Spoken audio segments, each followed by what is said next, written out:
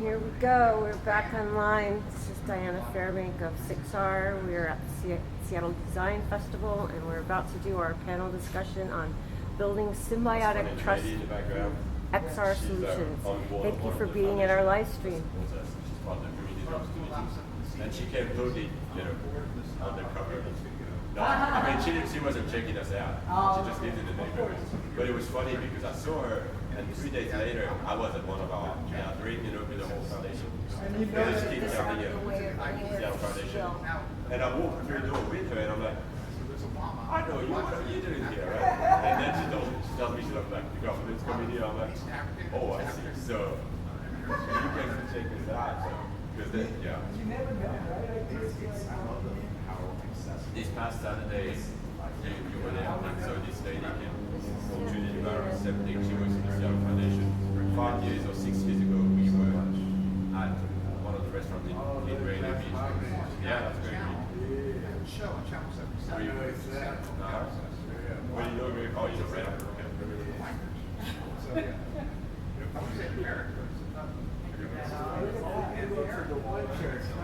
I don't go to that church. That's right.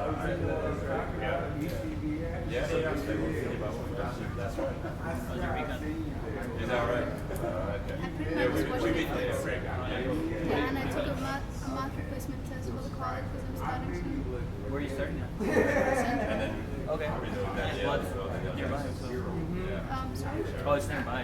Yeah, So does it work well with your schedule?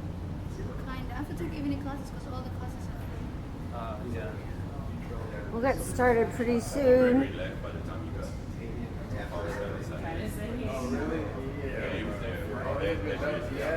she is. My running joke is what do you call somebody who speaks two languages? Yeah. Someone speaks two languages. Mine is yeah. There you go. Education nonprofit focused on project-based learning, so versus like classes.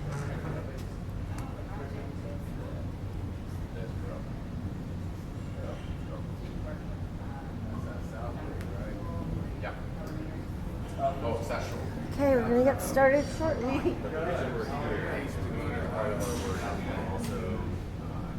Yeah, we've been having events in New York. So how was Utah? You went to Utah, right? Yeah, I did. Great city, especially for like folks that like come from like low resource communities. It's like so I came from Foster, and I like finished graduating high school. Like I was like third in my class, but I struggled to get up. It was a little hard because like a lot of the folks around you went to like better schools or like really college. So being a first generation student, like you kind of have to navigate the space and like kind of figure out, how things work. And there's also like the big technology gap that I had to figure out. Like a lot of my some folks in my cohort like have parents that so like I have to like get familiar with lingo and stuff like that. It's not like my family is familiar with that type of stuff. So it's a little hard to like explain the whole ton of stuff. Yeah. So it's a little bit culture shock too because coming from Foster, it's really diverse. So there wasn't so much like that in overall it was a really good experience. So you go to a lot from it. There was a lot of It's just really hard, and I think what you What, 4 years? 5 years. Yeah, and that's not super common. That's pretty common. So that's obviously, is that part of the Davis family? Dominic? If you're going for a degree that you want to do, and you prepare for it, and then you just Different pages. so you kind of get there, and then all of a sudden, like I like changed my major like a couple of times because I was really into biology. That's because there was no engineering classes, Yeah, so it wasn't until I went to UW that I'm like, oh, like engineering was huge. It's like, promises more jobs and like more financial opportunities. It was really cool, and plus I just love it. So, but yeah. So you started engineering? You gotta be able to sustain yourself. I started to be a doctor at first. But then I figured it'd just take a lot more time and then plus more like financially burdening because I'd have to go to medical school after the show. I'd rather just graduate.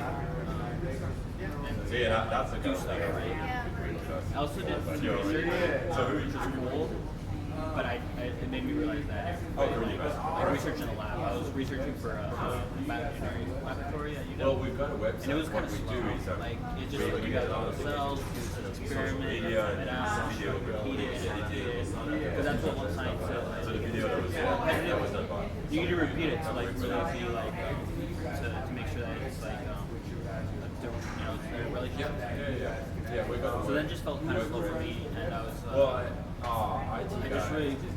I had a mentor that said the program that I wanted to do, came and Saturday night engineering, which really turned me on to it because you get I was kind of socially active in my community, and I was also very interested in like, technology. So it was a great way to merge them together. Programs called human centered design and engineering. So you have the engineering aspect, you have a design aspect, and then all putting this all together is the human, the end user. Yeah, well, really getting to understand like what a person really needs from an app or from a product or whatever. Yeah. So it was cool. I liked it a lot. Yeah. So you spent that's trying to like take 2 years of surgery and then transfer to UW. You used to do college thing.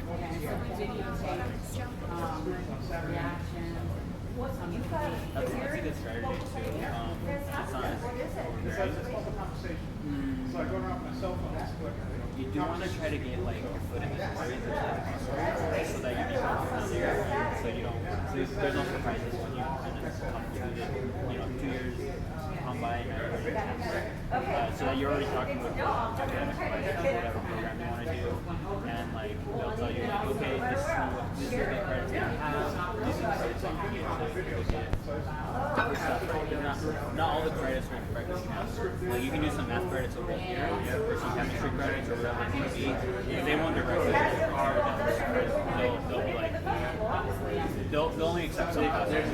This class is for this chemistry, but then you might have some other classes that might not fit into their curriculum, so they won't count it. Exactly. You just finished 2 years.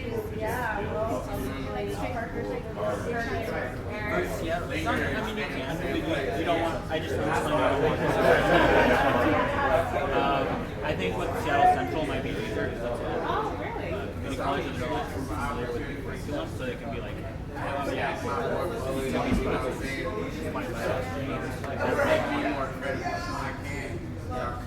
and there's different programs I can find over there.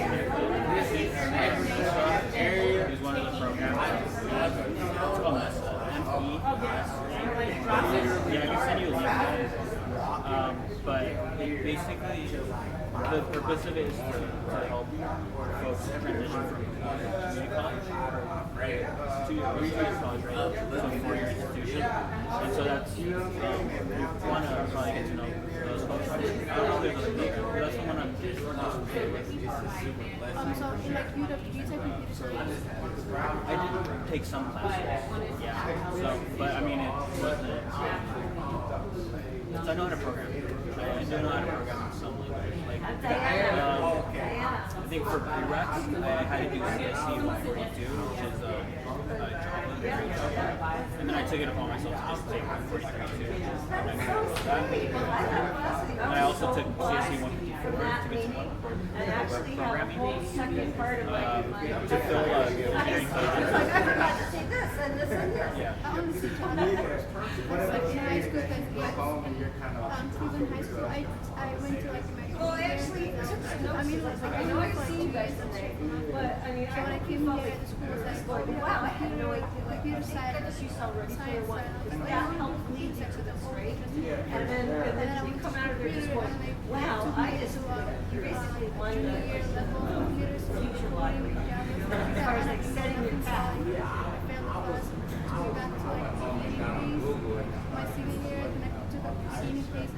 Yeah, that's what I would like to. It's not there yet. I don't know too much about computers, but like I'm just passionate about learning. you're passionate about learning it, you can do it. I think it's like it's a steep learning curve. It's overbearing when you start doing it in this new language. You're just like, what is all these like languages, right? But I think once you start to like get some experience with programming, it's easier to switch from one language to another one because they use similar like functions and like if statements, if else statements. And honestly, a lot of coding, once you get the fundamentals down, there's a lot of copying and pasting from like you need to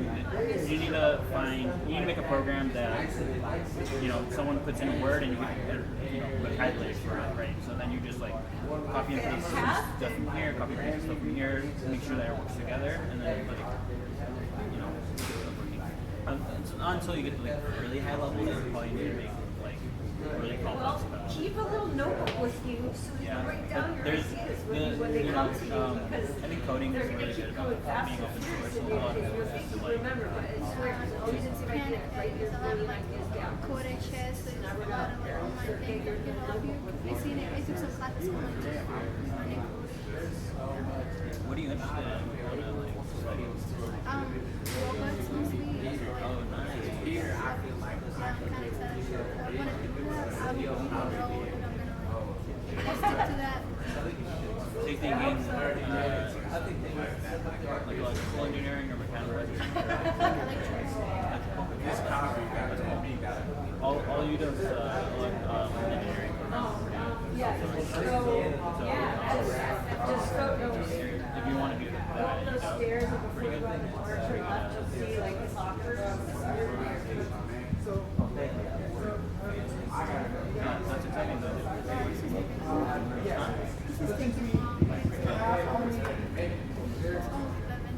Only 4 of us.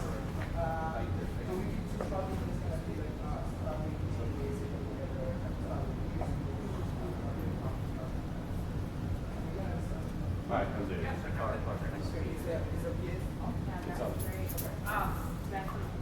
I'll just address the group now. Yep, Facebook. So everyone, I think we should probably start. Yeah, good. Is this one on? Yeah. Okay. Good. So thank you so much for coming. This is a part of the Seattle Design Festival, building symbiotic trusts using VR XR solution. And the theme trust is built upon like how much. Hey. So thank you for coming. Thank you. So yeah. So we just got started now. You can just like find a seat somewhere in there. There you go. So with the Seattle Design Festival, it'll be great to have Beverly to come and like to everyone to just be here to just experience like what it means by building the trust. So I would like to actually show my appreciation for being able to be here. This cool space, as you guys agree, is called the Collective, and Chris here is going to be talking more about it. And then I have some handout that is just like one schedule and then about what's going on here and stuff like that. You check it out.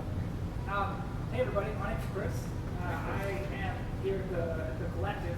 We are a kind of a cutting edge, brand new co-working space that we're spread out on the whole first floor of this building. Juvenile Therapeutics is our 10 acres above us. We were lucky enough to host Seattle Design Festival's opening party. I don't know if you guys made it out to that on Thursday night. I think that's a lot of fun. So just to give you a brief overview of what we are and what we do here, right? Our whole idea came about. We wanted to be a place that brought communities together, the adventure class, the creative class, the movers and the shakers in Seattle, right? Laptop warriors, people who don't really call brick and mortar office their home and find inspiration and creative outlets in other areas. We're a co-working space, but a lot more. We have great little nooks and crannies. You can see where you can pull up with a laptop or a book or group of people to get some work done and have a great productive day. We're also a social club. You're looking at maybe a calendar. You're going to do about 15 to 30 events. In September, we have over 30 events that we're doing over breakfast, lunch, and dinner. Topics that focus everywhere from health and wellness to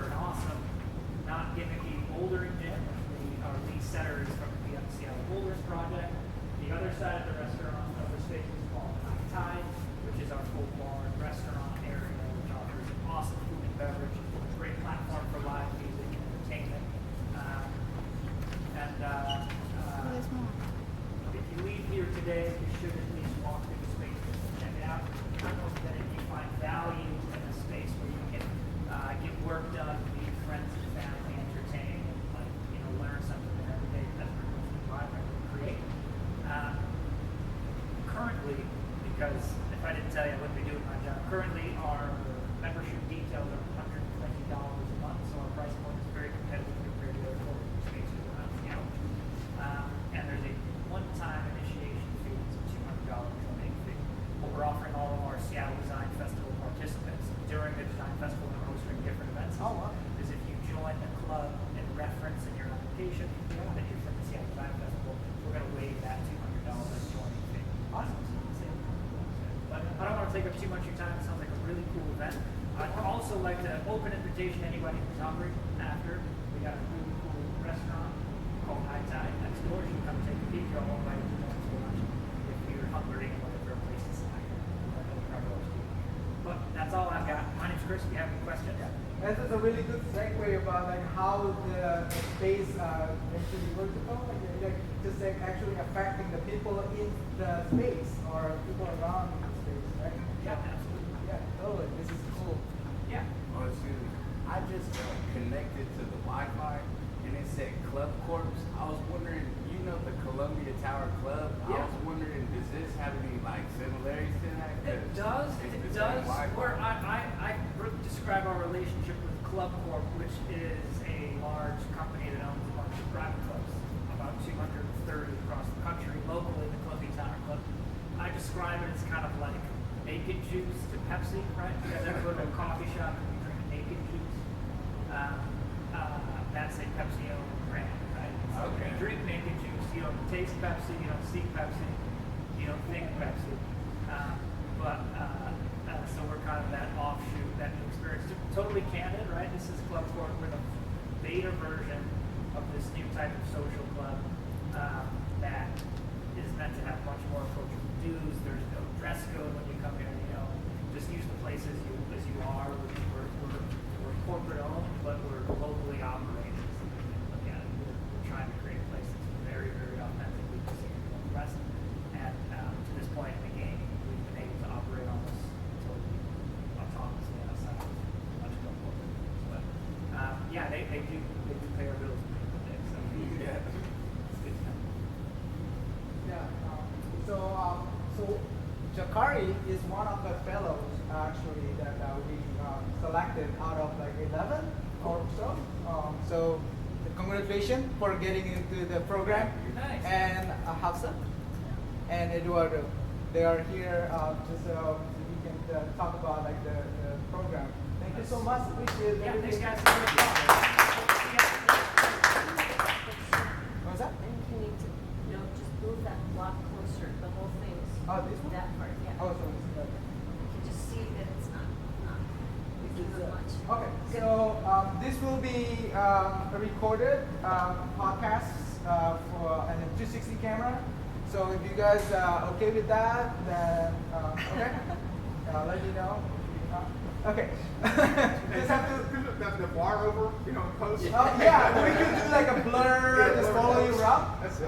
But this is a 360 camera that we are using the two kind right now. We have the monoscopic and then the stereoscopic. This has like 8 lenses, and we probably it's gonna be a little bit more there. But just want to show you what we're gonna be talking about today. And before I start this though, I want to introduce our panelists. So actually I'm going to introduce myself first. My name is Budi and I actually am a development director of SIXR, and with Diana, Diana is executive director of the SIXR. We are actually still small, but we're growing, and we've been around for a couple years so far. We're doing okay.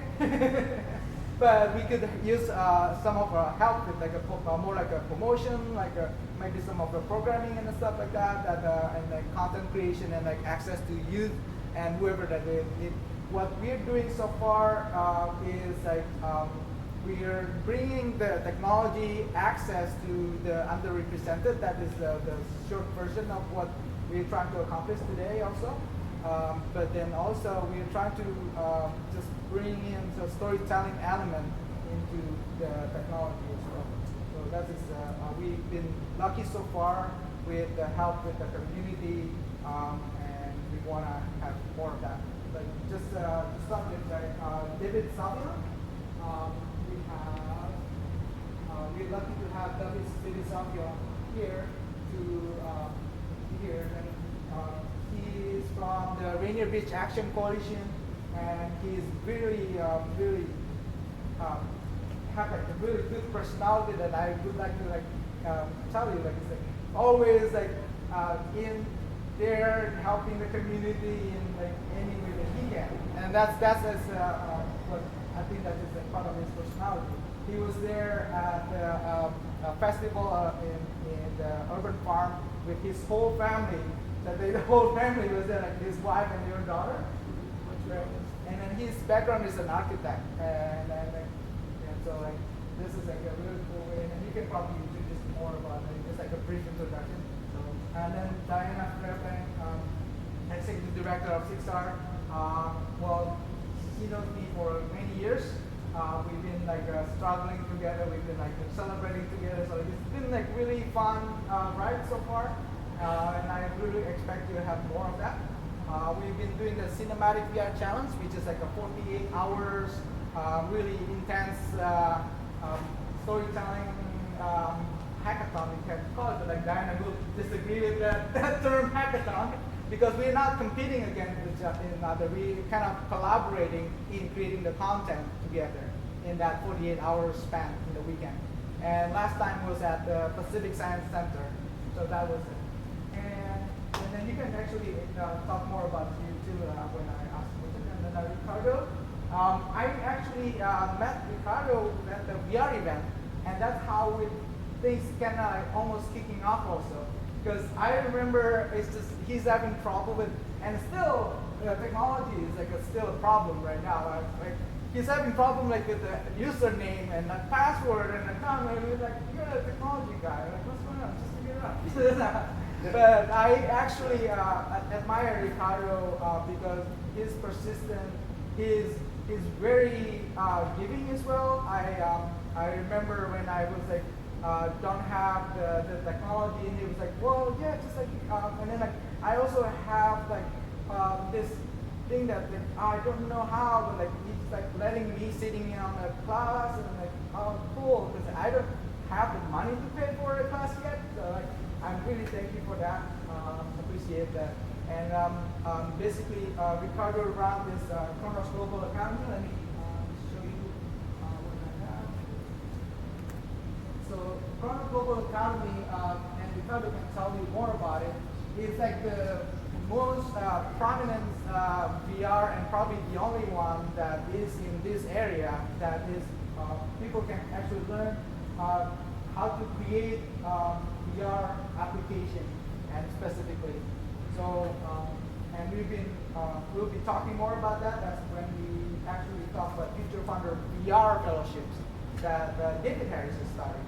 So I'm gonna just like jump into you as maybe some of you know him, some of you don't, but like when I actually come to his office, I was talking to him about like, hey, I would like to empower homeless youth, and then start doing this kind of like a talking point, blah blah blah. And after I'm done, like he's like, by the way, we do have something similar which you would like to join. In fact, not the right like the verbatim like word for word, but then basically it's come about this kind of program because he already won an internal hackathon, and then you can tell more about that. But essentially, I'm so glad that you are being able to put together this program after talking about like a year and a half ago. It's just basically long coming. But yeah, without further ado, I'm gonna just like let David Harris and David Sauvion talk about more about like the food conservation district and maybe you could start first. Hello everyone. Can everybody hear me? Yeah. My name is David, as you mentioned. I work for the City of Seattle's Office of Economic Development, and my role there is startup advocate, where I work to help connect tech startup founders and investors with information and resources, and also help underserved communities get connected to the tech industry. And a really cool thing happened in my office over a year ago. we had an internal hackathon. So different folks from different teams inside of our office got together to compete for $25,000 to execute a passion project. So I've been talking with some of the other folks that work in workforce development, and we saw a lot of overlap in some of our goals. Just to kind of give you a background on some of the types of people and the types of questions that I hear frequently. I always, when I'm meeting with entrepreneurs and founders, a lot of times they're looking for technical co-founders. So they might have a great idea, they might have moved it forward, but they still hit a wall when they're looking for someone that's technical that can help them launch their business. Also, as we look to connect people with tech training opportunities, we see that there are there are over 20 different coding boot camps in the area, but sometimes there's opportunity cost, right? So if you're going to pay $20,000 for a training program, you probably can't work, and you might need to find daycare, transportation. So even if you got a scholarship or the opportunity for that tech training program is free, you still have to find some way to make ends meet. And as we start thinking about all these things, another kind of convergence of issues came up, and that was that Seattle is a really cool place to be right now, and a very unique time. We have some of the most interesting emerging technologies coming out in Seattle that are changing the world. We think about artificial intelligence. In 2017, I believe there was over $500 million invested in the Seattle area artificial intelligence companies. Also, virtual reality. In 2012, there were 13 job postings for VR jobs, and in 2017, there were over 300. So that's you're tracking us over 2,000% increase, right? So as we see these kind of shifts in industry happening, we also realize that not everybody's participating, even currently in the tech sector. What does it take for someone that might live in West Seattle or that graduated from Chief Sealth or lives in Rainier Beach? When I go to South Lake Union, I haven't met many people that are from Seattle that are working in those companies. So if you're keeping track of these issues, we have tech training opportunities that are somewhat hard to get to because of opportunity cost. We have these emerging technologies that everyone isn't able to participate in. And we also want to make sure that we have the right technical talent that's available for founders that are here in Seattle. So as we thought about all these things, we came up with an idea for our hackathon proposal to create a fellowship program where we could invest in young people from specific neighborhoods that we can help them get to the next level in their career. And that's kind of the genesis of the Future Founders program. And the name of our first pilot fellowship is called the VR Fellowship. And we really wanted to blend all of these different issues. But one thing that we try to be grounded in at the city is community. And I mentioned some of the emerging technology that's coming out of Seattle's tech industry, but there's also some emerging innovations that happen right here in our neighborhoods. So one very interesting and promising and exciting initiative that's coming out of Rainier Beach is the Food Innovation District. I think that's probably a good segue to David Sauvion to talk about types of innovation that's happening that might not necessarily be in the tech industry, but is very novel and creative and powerful at least.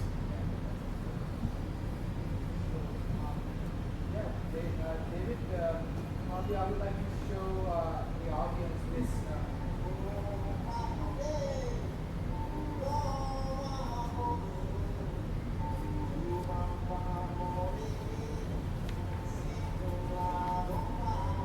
can probably talk. Sure, well, that's kind of jumping right in without Okay, so any context. Why don't you disclose it? Let me pause this one. Right. Sure. Well, thank you, David and Judy. Do I need the microphone? Can you hear me without it? Can you? Okay, doesn't matter. Just let me know if you can't hear or if the level goes down. So my name is David Sauvion. I'm a French immigrant. I moved to Seattle about 12 years ago.